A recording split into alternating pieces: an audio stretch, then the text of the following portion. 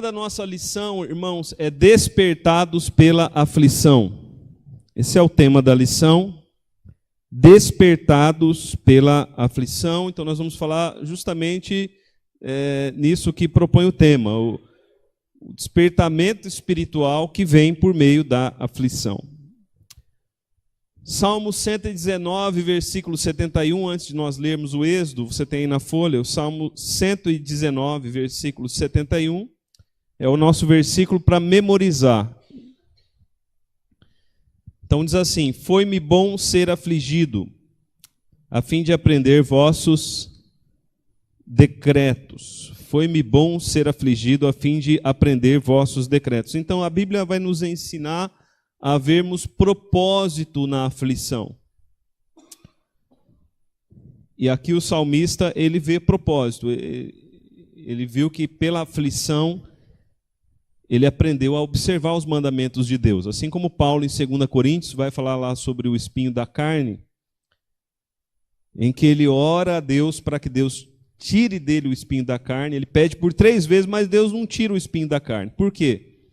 Aí Paulo diz, para que não me ensoberbecesse, para que não ficasse vaidoso, orgulhoso. Então Paulo vê proveito naquela aflição. Aquela aflição que vinha sobre Paulo era para que ele não ficasse orgulhoso. Então nós vamos ver que a Bíblia nos ensina que nós temos que encontrar proveito nas aflições. Vamos ler aqui Êxodo capítulo 2, do versículo 11 até o versículo 25. Naqueles dias, Êxodo capítulo 2, versículo 11, eu estou. Naqueles dias, sendo Moisés já homem, saiu a seus irmãos e viu seus labores penosos. E viu que certo egípcio espancava um hebreu, um do seu povo. Olhou de um e de outro lado e, vendo que não havia ali ninguém, matou o egípcio e o escondeu na areia. Saiu no dia seguinte e eis que 2 hebreus estavam brigando. E disse ao culpado: por que espancas o teu próximo? O qual respondeu: quem te pôs por príncipe e juiz sobre nós? Pensas matar-me como mataste o egípcio? Temeu, pois, Moisés e disse: com certeza o descobriram. Informado desse caso, procurou o faraó matar a Moisés. Porém, Moisés fugiu da presença de faraó e se deteve na terra de Midian. Assentou-se junto a um poço. O sacerdote de Midian tinha 7 filhas, as quais vieram a tirar água e encheram os bebedouros para dar de beber ao rebanho de seu pai. Então vieram os pastores e as enxotaram dali. Moisés, porém, se levantou e as defendeu e deu de beber ao rebanho. Tendo elas voltado a Reuel, seu pai, este lhes perguntou: por que viestes hoje mais cedo? Responderam elas: um egípcio nos livrou das mãos dos pastores, e ainda nos tirou a água e deu de beber ao rebanho. E onde está ele? Disse às filhas: por que deixaste lá o homem? Chamai-o para que coma pão. Moisés consentiu em morar com aquele homem, e ele deu a Moisés sua filha Zípora, a qual deu a Moisés um filho, a quem ele chamou Gerson, porque disse: sou peregrino em terra estranha. Decorridos muitos dias, morreu o rei do Egito. Os filhos de Israel gemiam sob a servidão, e por causa dela clamaram, e o seu clamor subiu a Deus. Ouvindo Deus o seu gemido, lembrou-se da sua aliança com Abraão, com Isaque e com Jacó. E viu Deus os filhos de Israel, e atentou para a sua condição. Até aqui, meus irmãos. Vamos orar. Alguém tem algum pedido de oração? Quero pedir oração pelo Lafayette, que perdeu a irmã. na sexta-feira, na quinta-feira à noite. Foi sepultado em Martinópolis, na FET. Martinópolis. Não passou bem a semana, a Emily? Ok.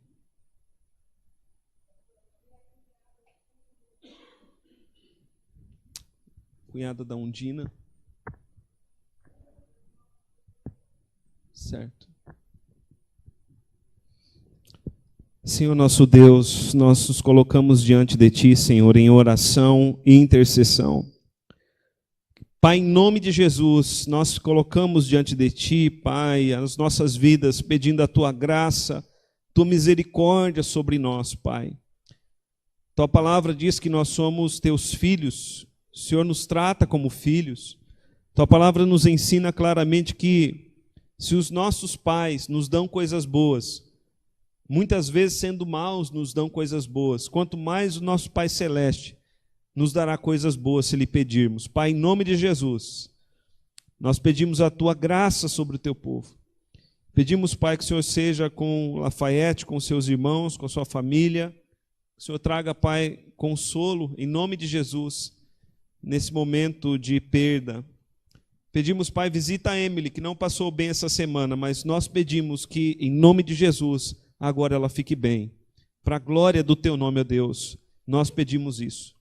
Pedimos, Pai, que a partir de hoje, a semana começa hoje, que essa semana seja diferente para a Emily, em nome de Jesus.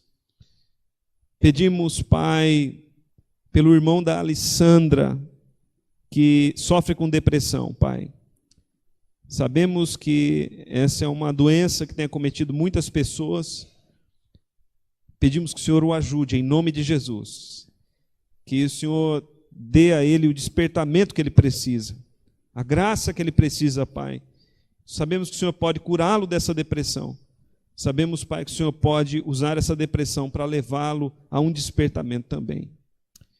Pedimos, Pai, em nome de Jesus Cristo, pelo cunhado da Undina, ó Deus, que a Tua graça seja sobre ele. Pai, em nome de Jesus, nós pedimos que a Tua graça seja sobre o Teu povo. Pedimos, Pai, visita a cada um aqui, em nome de Jesus. Atende as orações. Que esse lugar, Pai, seja um lugar de oração e um lugar onde o Senhor ouve e colhe as nossas orações. Nós pedimos, Pai, revela o Teu poder, a Tua graça. E agora, Pai, diante dessa lição, diante da Tua palavra, nós pedimos que o Teu Espírito Santo, o Teu Espírito, que é o Espírito da verdade, o Espírito que nos guia a toda a verdade, que o Teu Santo Espírito ilumine nossas mentes, nossos corações, que nós possamos de fato ouvir a Tua voz e que a Tua palavra, Pai, transforme as nossas vidas. Em nome de Jesus que nós oramos. Amém. Ok, irmãos, então vou precisar que você acompanhe aí na folha comigo. É uma aula, então você pode participar, você pode tirar suas dúvidas. Então, após ter sido tirado das águas da morte do Nilo pela graça providencial de Deus, agora o Senhor inicia uma nova fase na vida de Moisés. Então, semana passada nós vimos isso, nós vimos o sofrimento que o povo de Israel estava passando. Moisés foi ali colocado nas águas. Ele foi colocado nas águas para morrer, né? Pelo Nilo, né? As crianças eram jogadas no Nilo para a morte. Moisés foi colocado num cesto, mas ali a mãe dele tinha esperança que ele vivesse, mas ele foi colocado ali para morrer. Mas Deus tira Moisés das águas da morte. Há um livramento de Deus na vida de Moisés. Então, a primeira fase da vida de Moisés fica para trás e agora vai começar uma nova fase na vida de Moisés, onde Deus vai enviá-lo para o deserto para dar continuidade ao seu treinamento como líder. Quem que é Moisés? Quem é Moisés? Porque o Êxodo vai começar com a história de Moisés. Moisés, ele é o libertador de Israel, o líder de Israel. Ele vai ser usado por Deus como um instrumento de libertação. Então, a primeira fase da vida de Moisés foi como filho de Faraó por 40 anos. Essa foi a primeira fase, né, da vida de Moisés. Moisés, ele viveu 120 anos, os primeiros 40 anos como filho de Faraó, filho da filha de Faraó. Moisés foi criado esses primeiros 40 anos em toda a ciência e conhecimento egípcio. Ele foi criado em todo o conhecimento egípcio. Então imagine a influência do Egito naquela época. O Egito, um grande país.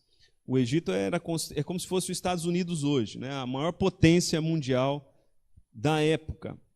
O Egito, muitos países na época eram subjugados pelo Egito.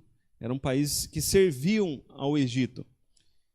E Moisés foi criado ali como príncipe do Egito, como filho de Faraó, os seus primeiros 40 anos.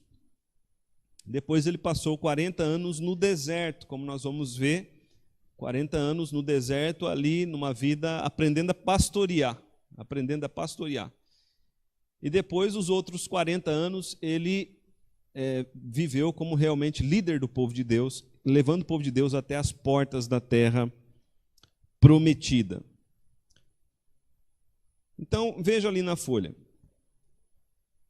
Apesar de ter sido criado como filho de Faraó, Moisés não se identifica com o povo egípcio.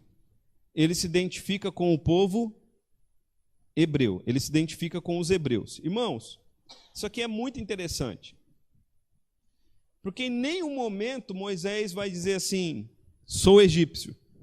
O tempo todo ele vai dizer, sou hebreu. Em nenhum momento ele diz assim, sou filho de Faraó, com orgulho. Porque imagine se você fosse filho de Faraó, né? Não vou dizer filho do Temer, porque dizer que é filho do Temer é como dizer quase que filho de outra coisa, né? Bem ruim. Então, as poucas pessoas, não sei se os filhos do Temer têm orgulho de ser filhos do Temer, ou se os filhos do Lula têm orgulho de ser filho dele, mas imagina que ser filho de Faraó era uma coisa de muito prestígio. E ser um hebreu era ser um escravo. E Moisés não se identifica com os hebreus. Ele não se identifica com os egípcios. Ele se identifica com os escravos. E o tempo todo a Bíblia vai identificar Moisés como os hebreus. Então veja ali no começo do texto, do capítulo 2, versículo 11. Alguém poderia ler?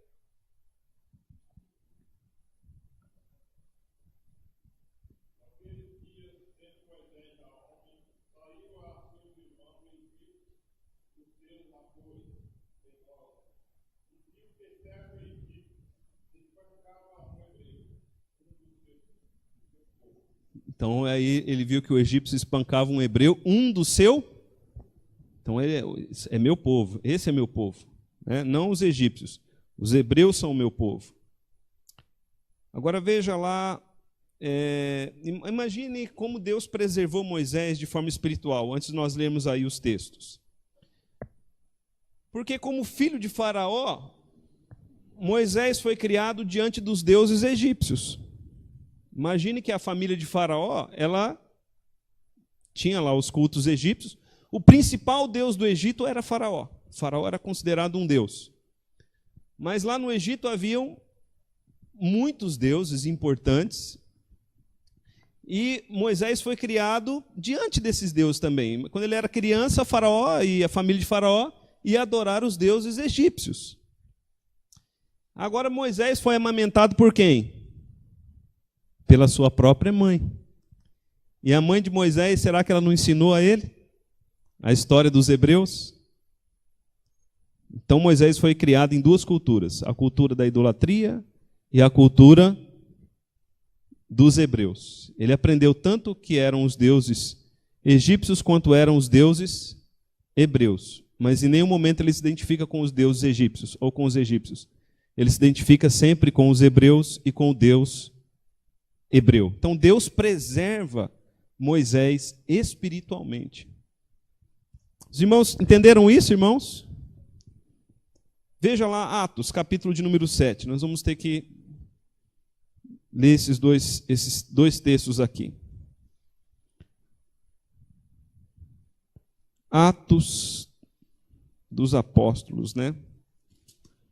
Capítulo de número 7.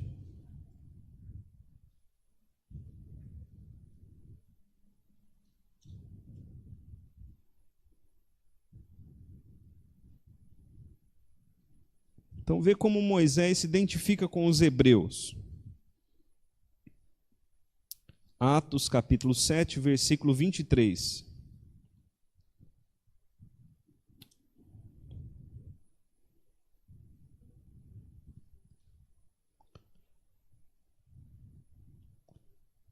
Atos, capítulo 7, versículo 23. Quando completou 40 anos,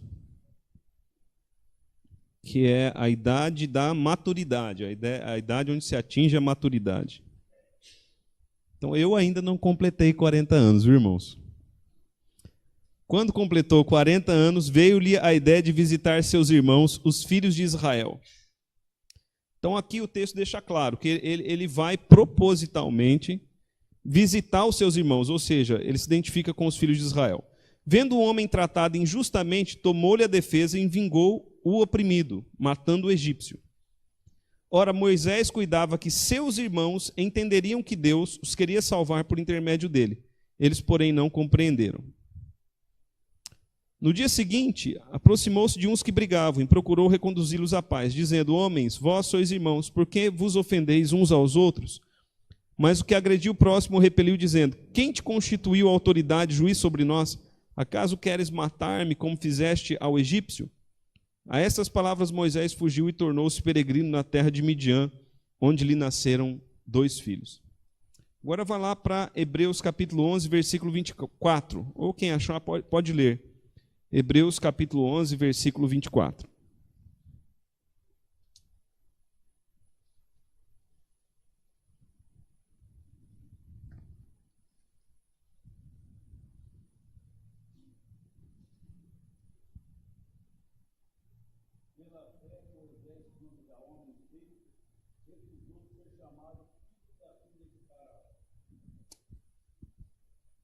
O Merinho, acho que o pessoal não ouviu. Pela fé, Moisés, quando já homem feito, recusou ser chamado filho da filha de Faraó.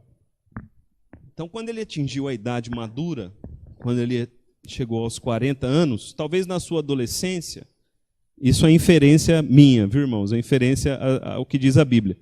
Talvez quando ele era criança, adolescente, ele ficou confuso. Eu sou filho de Faraó, né? Sou um hebreu ou sou um egípcio? Mas quando ele atinge a idade madura, quando ele chega aos 40 anos, ele se recusa a ser chamado filho da filha de Faraó. Ele se recusa. Quando perguntavam para ele: Faraó é teu pai? Ele dizia: não, eu sou hebreu. Aqui, irmãos, tem uma lição espiritual para nós. Muitas pessoas têm vergonha do evangelho. Muitas pessoas têm vergonha de serem identificadas como cristãos, como crentes. É verdade ou não, irmãos? Moisés não teve vergonha de se identificar com o povo de Deus. O povo de Deus era um povo escravo na época, um povo que vivia debaixo de humilhação. Os egípcios que eram a alta sociedade. Moisés não se identifica com a alta sociedade. Ele se identifica com os escravos. Ele não tem vergonha. Muitas pessoas dizem assim: o povo de Deus é um povinho. Nós não somos um povinho, nós somos o povo de Deus. Mas ainda que o mundo nos considere povinho, ainda que o mundo nos considere assim, nós não devemos ter vergonha de nos identificarmos com o povo de Deus. Abra a Bíblia lá em Romanos, capítulo 1.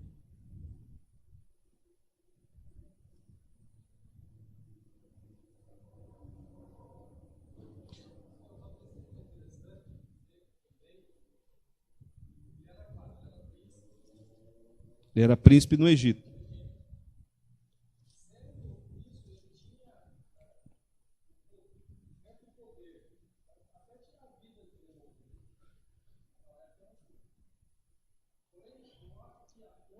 A gente vai ver que não.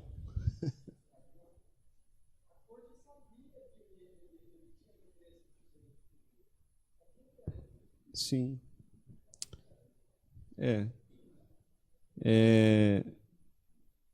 Vamos lá. A gente vai chegar lá. Estamos aqui ainda. Romanos capítulo 1, versículos 16 e 17. Versículos 16 e 17. Alguém pode ler bem alto?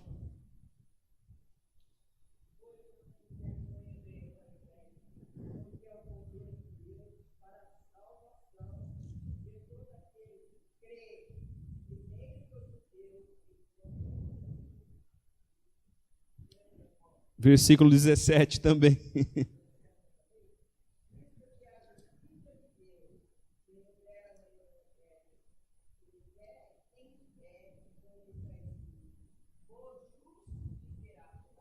Então Paulo diz aqui, não me envergonhe do evangelho. O que era o evangelho? A mensagem de Cristo crucificado. Essa era a essência do evangelho.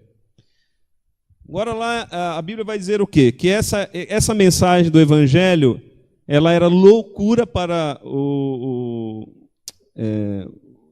judeus, né? Escândalo para os gentios. O escândalo para os judeus, confundi aqui o texto. Paulo vai dizer lá em 1 Coríntios, né? Loucura e escândalo. Por quê? Porque você crê num Cristo que foi crucificado. Então, essa mensagem na época era uma mensagem ridicularizada. 1 Coríntios capítulo 1, versículo 18, vai dizer assim, certamente a palavra da cruz é loucura para os que se perdem, mas para nós que somos salvos, poder de Deus. Então Paulo diz, não me envergonhe da mensagem, porque embora ela seja loucura para muitos, para nós ela é o poder de Deus para a salvação. Ela não é o poder de Deus para todos. Ela é o poder de Deus para aqueles que creem, para aqueles que são salvos.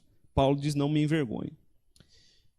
Então, meus irmãos, nós não temos que nos envergonhar da igreja, nem de Cristo, nem do Evangelho. Pelo contrário, nós temos que nos identificar com Ele. Nós temos que nos identificar com Ele.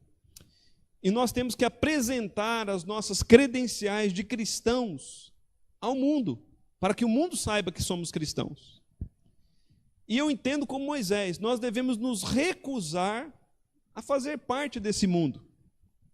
Esse mundo que se orgulha de si mesmo, esse mundo que se orgulha dos seus próprios pecados, de suas vaidades ou de suas ostentações, e que nos ridiculariza porque por vezes não fazemos parte dele. Moisés recusou ser chamado filho da filha de Faraó, e nós também devemos recusar. Quem nós somos? Qual a nossa identidade? Porque aqui, meus irmãos, a discussão que o texto nos traz é uma discussão acerca de identidade. Qual a nossa identidade? Moisés, ele estabeleceu a sua identidade. Paulo estabelece a sua identidade. Quando Jesus Cristo está no deserto, lá em Mateus capítulo 4, por 3 vezes o diabo diz para ele, se és filho... Aonde o diabo está atacando Jesus? Na sua identidade. Se és filho de Deus, transforma a pedra em pães. Se és filho de Deus. A tentação ali maior não era transformar a pedra em pães. Era a tentação na identidade. Porque no capítulo anterior, Jesus Cristo havia sido batizado. E durante seu batismo, do céu veio a voz que disse, tu és meu filho amado.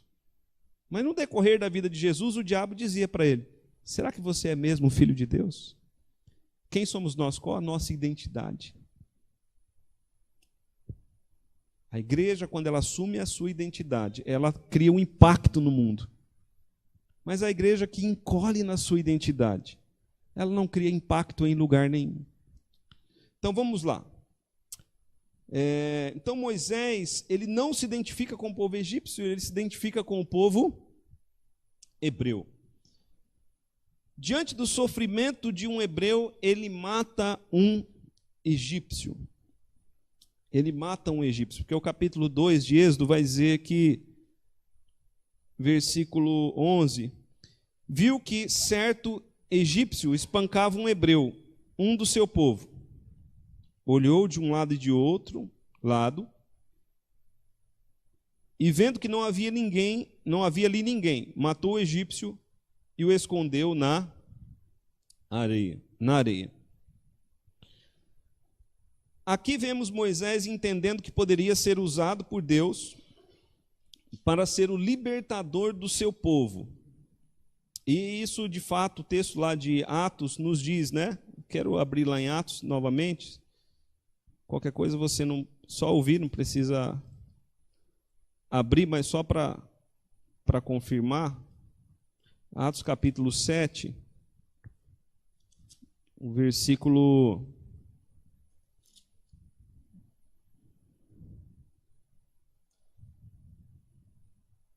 25, Atos capítulo 7, versículo 25, diz assim: ora, Moisés cuidava que seus irmãos entenderiam que Deus os queria salvar por intermédio dele. Eles, porém, não compreenderam. Então, Moisés, quando ele atinge a idade adulta, ele entende que ele seria o libertador. Ele entende isso, que ele seria. Ele entendeu o seu chamado para ser libertador de Israel. Porém, quando ele matou o egípcio, veja aí na folha, ele agiu da maneira errada, inexperiente e sem a precisa direção de Deus. Então, ele sabia que ele ia ser o libertador, né, mas ele agiu da maneira errada, não tinha ainda experiência. Por isso que Deus manda ele para o deserto. 40 anos no deserto, Moisés volta com que idade?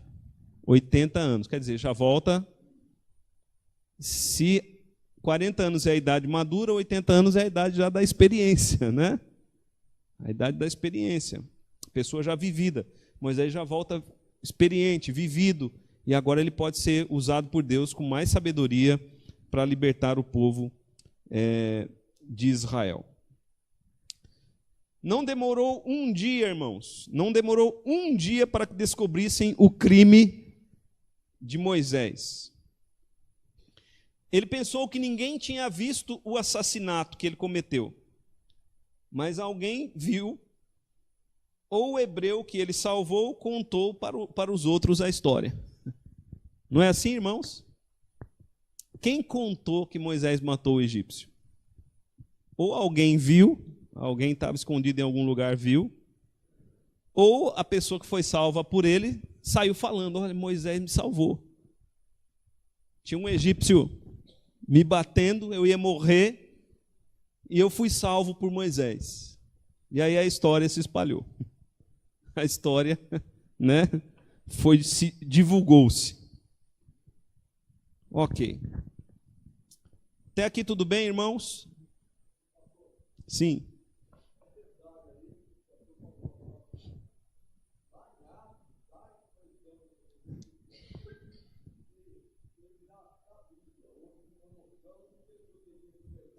Ele já sabia, o texto afirma isso.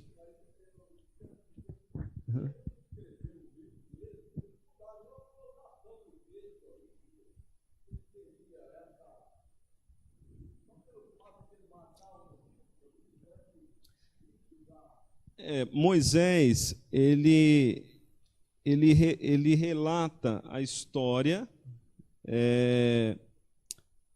Foi Moisés que entendi o que o Manuel quis dizer. Quem escreve o Êxodo é Moisés, né? E ele relata a história de fato como ela aconteceu. E é interessante isso, porque Moisés, como líder do povo de Israel, ele poderia ter omitido isso. Ele poderia ter ocultado essa parte da história. Não vou contar que eu matei um egípcio, porque contar que ele matou um egípcio depõe contra ele, não é verdade? Ainda mais da forma como ele contou. Olhou para um lado e para o outro para ver se não via ninguém.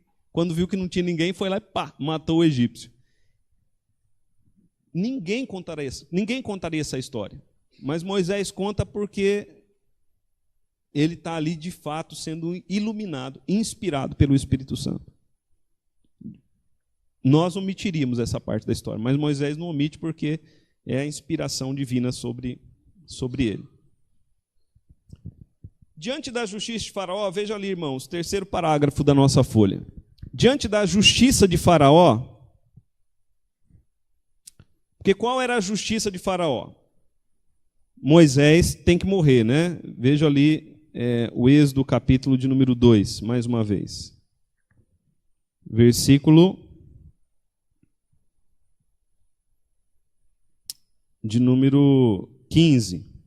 Informado desse caso, ou seja, a conversa chegou no Faraó, procurou o Faraó matar a Moisés. Porém, Moisés fugiu da presença de Faraó e se deteve na terra de Midian e assentou-se junto a um poço. Então, diante da justiça de Faraó, Moisés teve de fugir e fugiu para o deserto de Midian. Moisés, por mais que ele fosse filho de Faraó, Marquinho, respondendo a sua pergunta anterior, Moisés, por mais que ele fosse filho de Faraó, ele ainda era um egípcio. Ele ainda era um hebreu, quer dizer. Ele era um filho adotivo. Ele era um hebreu. Um hebreu jamais poderia matar um egípcio.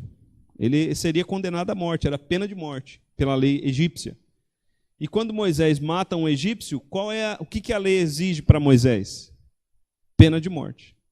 Então Moisés tem que fugir. Ele tem que fugir. Diante da pena de morte, está claro, porque Faraó tenta matá-lo, né? Faraó dá ordem. Não, aí você tem que ir para os livros egípcios. A minha pesquisa diz que os...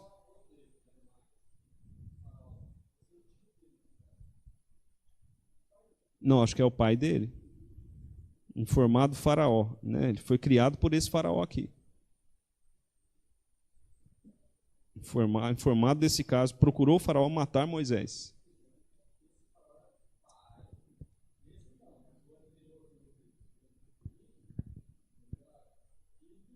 Da filha do Faraó. Esse aqui era o próprio marido da mulher, exatamente. Mas era o Faraó, era o rei.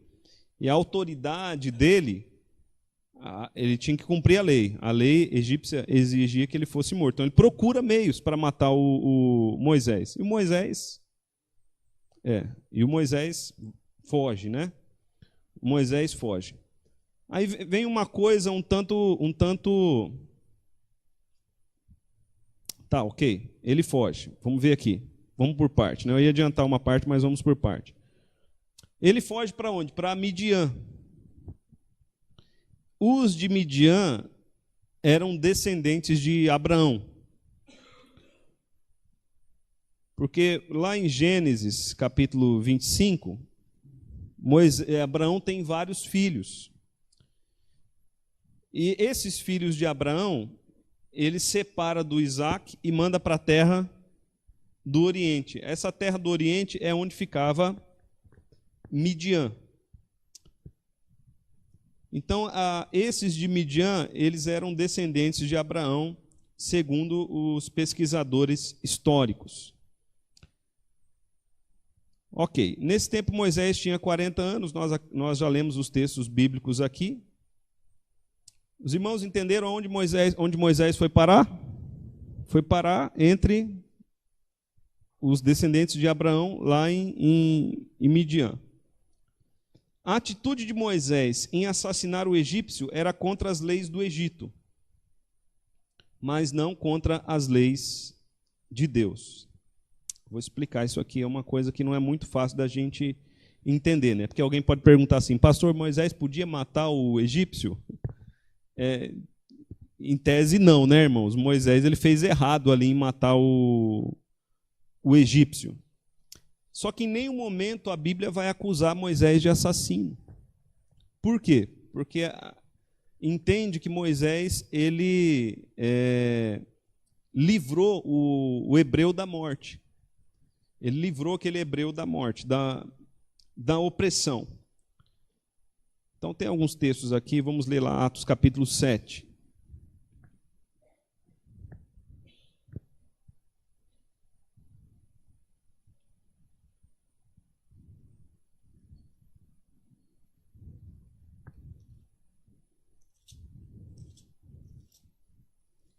Atos capítulo 7.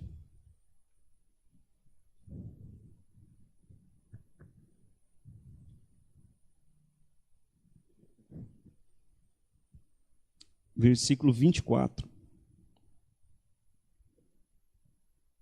Vai dizer assim: vendo um homem tratado injustamente, tomou-lhe a defesa e vingou o oprimido, matando o egípcio. Então, vê as palavras que o autor aqui de Atos usa. O autor de Atos é Lucas. Lucas, ele é um pesquisador, né? Então, Lucas vai dizer que Moisés, quando ele mata o egípcio, ele está fazendo defesa ao oprimido, né? Defesa e vingança ao oprimido. Ou seja, no entendimento de Lucas, Moisés aqui está agindo como um juiz levantado por Deus. E como juiz levantado por Deus, Moisés pode agir, né, com uma sentença de morte. Como eu disse, é uma coisa não fácil da gente entender, até porque no nosso país não tem pena de morte, né?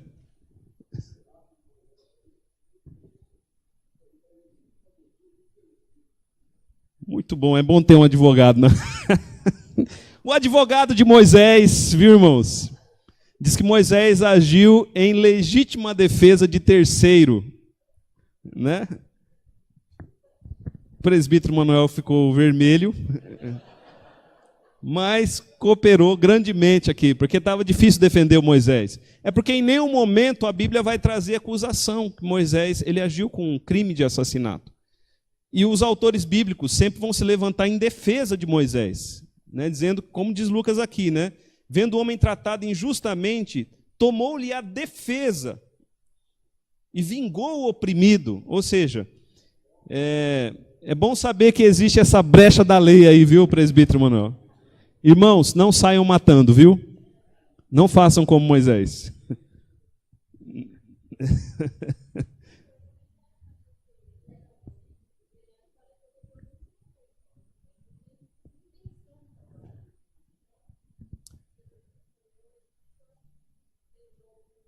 Eu entendo aqui que a surra que o egípcio estava dando no hebreu poderia levá-lo à morte. Então Moisés, ele tem que, ou ele deixa o hebreu morrer, ou ele mata o egípcio. A gente não pode pensar que Moisés matou o egípcio fácil, irmãos, né? Ali deve ter tido uma luta, alguma coisa, para que aquele egípcio morresse. De toda forma, a ação de Moisés foi errada.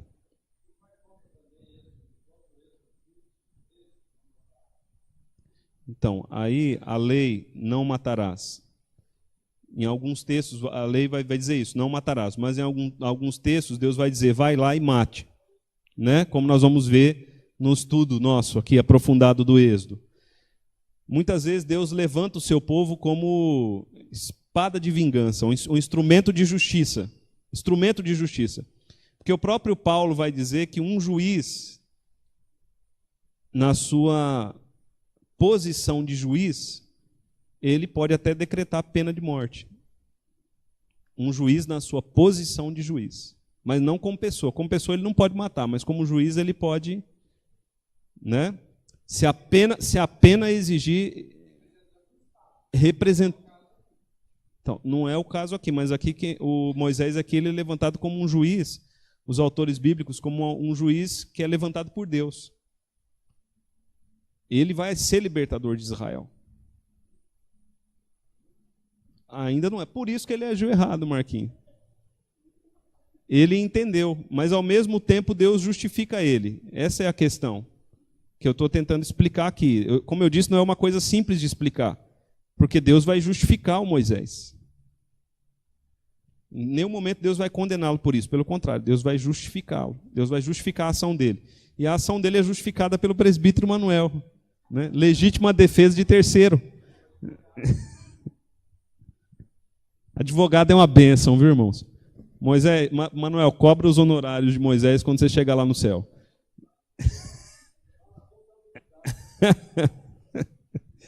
Ok, irmãos, vamos lá. As perguntas levantadas em 2,14. Vamos lá, Êxodo capítulo 2, versículo 14.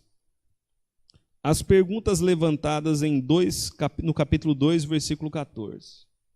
Alguém pode ler o capítulo 2, versículo 14?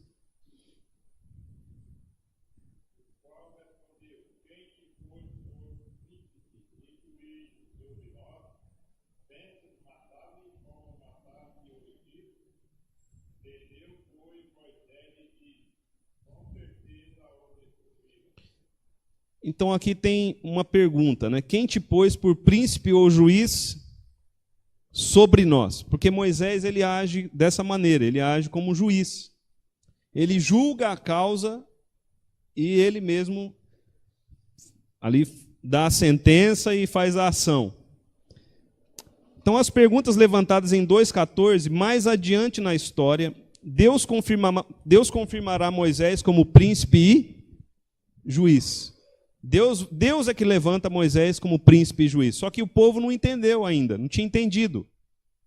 Que é o que Atos vai dizer, né? Atos vai dizer que o povo ainda não tinha entendido que Moisés tinha sido levantado como príncipe e juiz. Vamos ler lá Êxodo capítulo 4, versículo 31.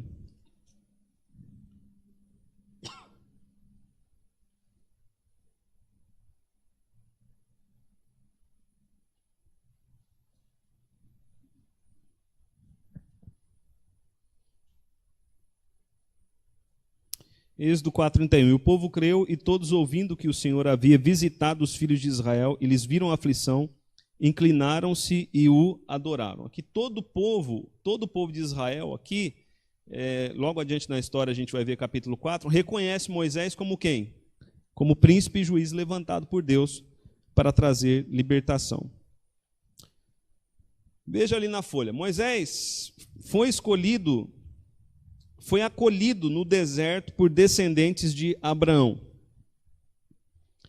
Entre aqueles nômades, casou-se com Zípora. Zípora, então, é o nome da mulher de Moisés. Seu sogro, Reuel, também é chamado por outros dois nomes, Jetro e Obabe. Então, aqui, às vezes, há uma confusão. É igual Monte Sinai e Monte Horebe. Monte Sinai e Monte Horebe é o mesmo monte, só que às vezes ele aparece como Monte Sinai, às vezes ele aparece como Monte Horebe. E o sogro de Moisés tem 3 nomes: Reuel, Jetro e Obabe. Então, dependendo do texto, você vai ler lá Obabe, Jetro e Reuel, é tudo a mesma pessoa. Reuel significa amigo de Deus. E pode ser o nome de um clã, enquanto Jetro seja o nome pessoal do sogro de Moisés. Mas a Bíblia identifica Reuel mesmo como nome pessoal, né? Como diz aqui, pode ser o nome de um clã, mas ele é chamado de Reuel. Ali no deserto, Moisés teve um filho chamado Gerson, um estrangeiro ali. O nome Gerson significa isso, um estrangeiro ali. Ao batizar seu filho por Gerson, Moisés expressa sua tristeza por estar longe do seu povo. Ok, irmãos? Tranquilo até aqui? Vamos lá. Agora sim, a morte do rei do Egito, intercessão e a resposta de Deus. Esse pedacinho eu gostaria de ler de novo, do versículo 23 ao 25. Decorridos muitos dias, morreu o rei do Egito. Os filhos de Israel gemiam sob a servidão, e por causa dela clamaram, e o seu clamor subiu a Deus. Ouvindo Deus o seu gemido, lembrou-se da sua aliança com Abraão, com Isaque e com Jacó. E viu Deus os filhos de Israel e atentou para a sua condição. O faraó morreu, mas a opressão continuava, né? A servidão continuava. essa opressão despertava o povo de Deus para oração. Ok? Aqui um ponto central. Amém, irmãos? Aqui, ó, a aflição despertava o povo de Deus para oração. Tal oração chegou a Deus que se lembrou da sua aliança. E aqui nós temos que ressaltar 4 pontos. Primeiro ponto. Deus não havia se esquecido da sua aliança. Quando a Bíblia fala assim, lembrou-se Deus. Deus não esqueceu. Só que essa expressão é uma expressão de antropopatia, né? Está aí na folha. Alguém já me perguntou, né? O que é antropopatia? Já me perguntaram logo cedo, né? É Deus falando em linguagem humana. É Deus falando numa linguagem que nós possamos entender. É Deus falando numa linguagem próxima a nós. É como se o texto dissesse assim, chegou a hora, chegou o momento. Então Deus lembrou-se da sua aliança. É como se Deus dissesse assim, é agora, é o ponto-chave da história para Deus agir. Mas Deus nunca se esqueceu da aliança. Porque, irmãos, vamos pensar bem. Se Deus se esquece da aliança, então o nosso Deus é um Deus esquecido, um Deus relapso. Um Deus que nós não podemos confiar nele, porque ele se esquece. Se alguém marca um compromisso com você e se esquece, o que você vai pensar dessa pessoa? Não tem compromisso. Quando a Bíblia fala que Deus se esquece, não quer dizer que aquilo não estava na mente de Deus, né? Não estava em Deus. Mas significa que chegou a hora da história, o momento de Deus agir. Deus havia designado o tempo da libertação. Vamos ler lá Gênesis capítulo 15, 12 a 16. O relógio ali está certo?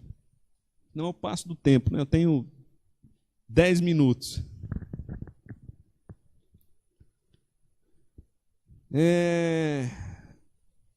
Gênesis capítulo 15, versículos 12 a 16. Alguém pode ler para a gente bem alto, bem forte?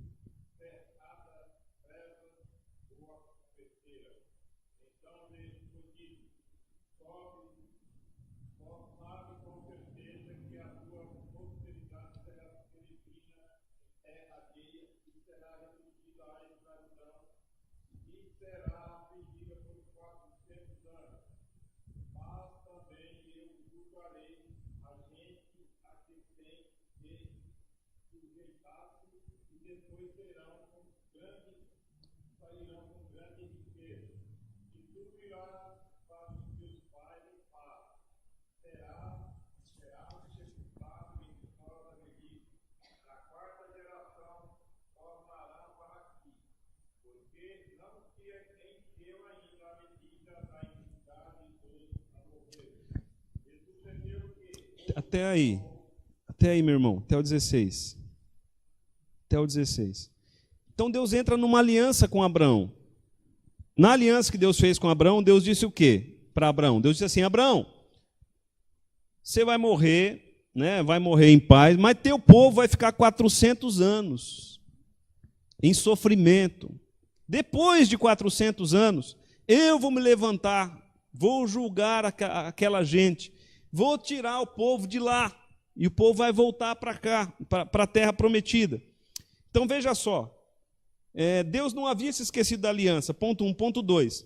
Deus havia designado o tempo certo da libertação, que era o que, irmãos? 400 anos. Deu 400 anos, foi chegando perto de 400 anos, o povo de Israel foi passando por quê? Opressão e sofrimento. Essa opressão, esse sofrimento levou o povo de Deus a fazer o quê? Orar. A opressão era usada por Deus para despertar o povo para oração. Onde isso acontece na Bíblia? Em toda a Bíblia. Você lê Daniel capítulo 9, você vai chegar a essa conclusão. Se você lê Atos capítulo de número 4, você vai chegar a essa conclusão. Né? A aflição vem, o povo de Deus ora, Deus age. Essa é a sequência. A aflição vem, o povo de Deus ora, Deus age. Quem desperta a aflição? Deus. Se você ler 1 Pedro, a primeira epístola de Pedro, Pedro vai dizer o seguinte: não estranhe a aflição. Ela vem de Deus para despertar vocês, para purificar a igreja, assim como o fogo purifica o ouro, a aflição purifica o povo de Deus e leva o povo de Deus a um despertamento. Sempre antes do despertamento vem a aflição. Antes do povo começar a orar, veja aí, quarto ponto. Antes do povo começar a orar, 40 anos antes, Deus já havia providenciado o libertador, Moisés. Então veja só. Deus agiu porque o povo orou? Não, 40 anos antes, Deus já tinha providenciado o libertador.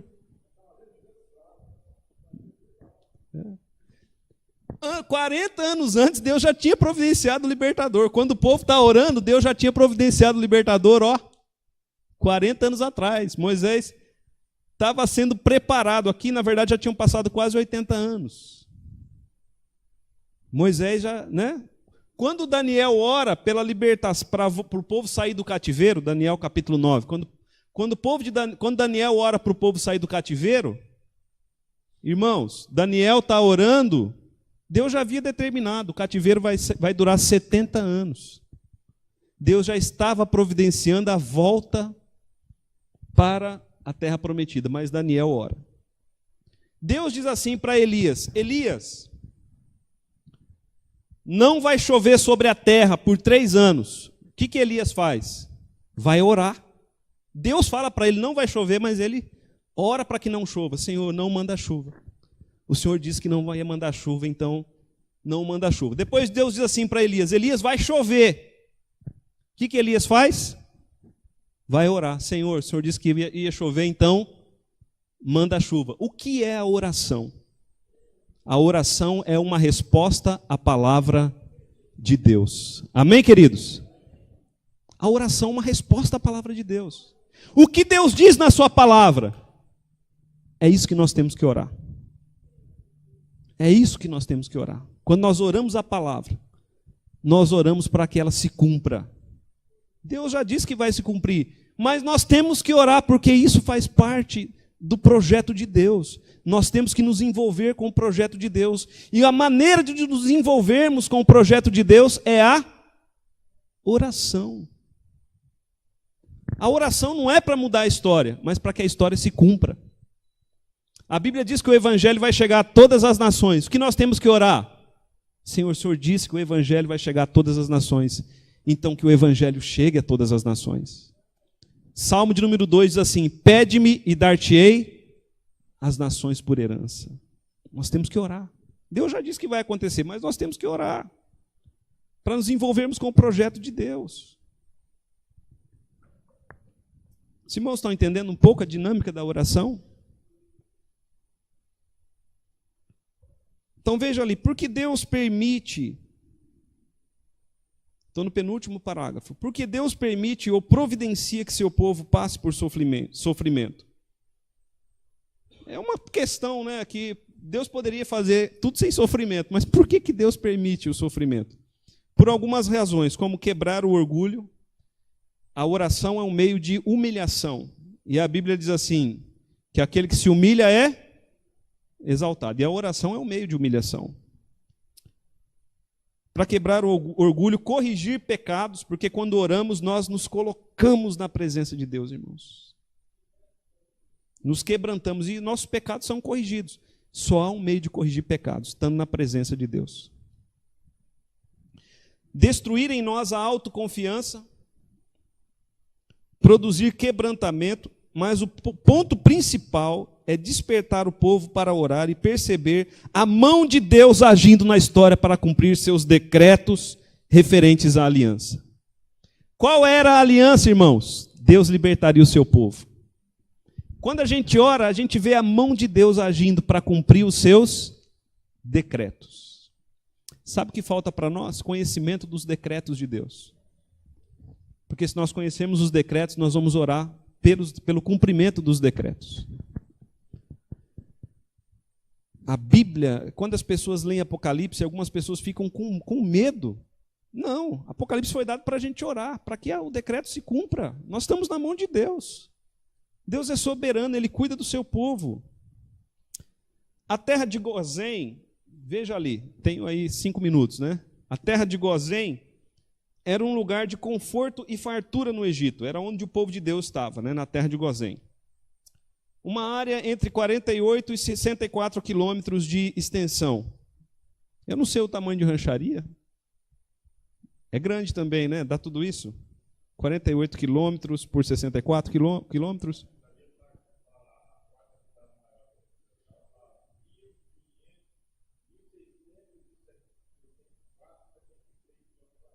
Quadrado, né? Uma extensão. Eu não vou saber fazer essa conta, né? Aliás, tem que multiplicar 48 por 64. Multiplique, né? Depois nós não temos tempo agora. O povo de Deus estava estabelecido ali, desfrutando o quê? O melhor do mundo, o melhor da terra.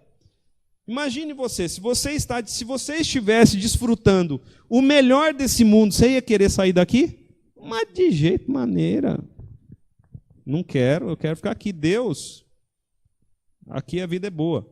A opressão, o sofrimento e a escravidão tiraram o povo de Deus da zona de conforto e despertou Israel para orar, buscar a Deus e desejar a terra prometida. Irmãos, isso é um negócio assim que é esquisito. A gente pede a Deus prosperidade. Quando Deus dá prosperidade, a gente para de buscar a Deus. Está na Bíblia. Deus vai dizer mais adiante lá em Deuteronômio, quando vocês entrarem na terra, não se esqueçam do Senhor. Eles entram na terra, a terra mana leite e mel, o que eles fazem? Se esquecem do Senhor. Eu tinha um amigo lá no Paraná, ele pediu a Deus, eu lembro disso assim, que uma coisa que não sai da minha mente, ele pediu a Deus, em oração e fé, o emprego que ele queria e o salário que ele queria. Eu olhava com incredulidade, sabe? Porque eu falava, ele não vai conseguir isso aí, pois ele conseguiu o emprego e o salário. Eu falei, rapaz, Deus atendeu a oração dele. Nunca mais serviu a Cristo. Até que eu tive notícia dele. O salário era muito bom, as ofertas do mundo começaram a ser muito grandes. Ele foi se afastando da presença de Deus. As bênçãos que o povo de Israel recebeu quando entrou na terra prometida, em vez de levar o povo para a presença de Deus, levou o povo para longe de Deus. Mas quando a opressão vem, a gente busca a Deus. O sofrimento faz com que busquemos a Deus, que nos coloquemos em oração. Estar em oração é estar na presença de Deus. O sofrimento no Egito foi progressivo e crescente. O capítulo 1, versículo 11 diz aflição. O capítulo 2 diz tirania. Capítulo 11, 13 diz tirania. Depois veio a morte das crianças pelas parteiras. Depois a morte das crianças por meio das mãos de todo o povo no Egito. Deus, contudo, estava fazendo clara separação entre os eleitos de Israel e os egípcios.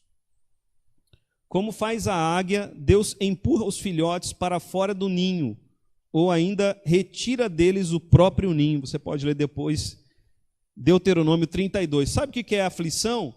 É Deus empurrando a gente para fora do ninho, irmãos, para a gente bater asas e voar. Então, um conselho, busque a Deus enquanto as coisas estão boas. Porque se Deus quer salvar você, se não vai vir pelo amor, vai vir pela dor.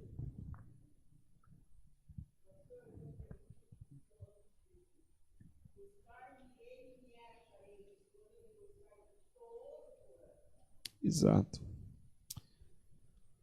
O Senhor da igreja faz isso, pois leva em consideração a aliança e a cidadania do seu povo, que não pertencia a Gozém, mas à terra prometida. Qual é a preocupação de Deus, então, para nós concluirmos aqui? A preocupação de Deus não é com o nosso bem-estar, irmãos, nesse mundo. Eu não sei o que você aprendeu, mas a preocupação de Deus é com a sua salvação. E se Deus vê que você está saindo do caminho, Ele pode mandar aflição para te trazer de volta para o caminho.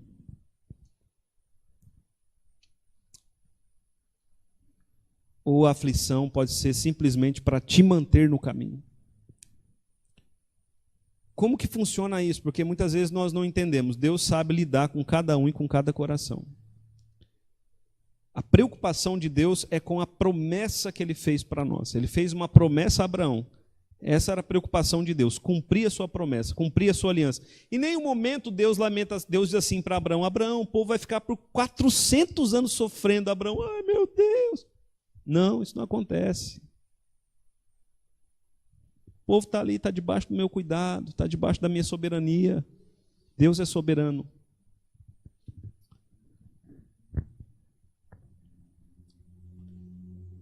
Só uma questão ali, ainda estou dentro do meu tempo. Tem 1 minuto, né? O que podemos falar sobre Jesus após termos estudado esta lição? Jesus é o nosso libertador, amém, queridos? Ele é o nosso libertador. Nós fomos salvos pela cruz de Cristo. E embora nós sejamos hebreus, peregrinos nesse mundo, peregrinos nesta terra, Deus já está preparando tudo para Jesus voltar. O povo de Israel estava ali no Egito, mas Deus estava preparando tudo para Moisés vir e trazer libertação. Nós estamos aqui, mas Deus está preparando tudo para Jesus vir e nos trazer grande salvação. Jesus vai nos colocar na terra prometida. Ele vai na nossa frente e vai nos colocar no reino da glória. Assim como Moisés estava conduzindo o povo ali, Cristo, pelo seu Espírito, está nos conduzindo e Ele vai nos colocar, não nas portas da terra. Moisés só foi até as portas. Cristo vai fazer com que nós adentremos a terra prometida. Vamos orar, meus queridos, mais uma vez.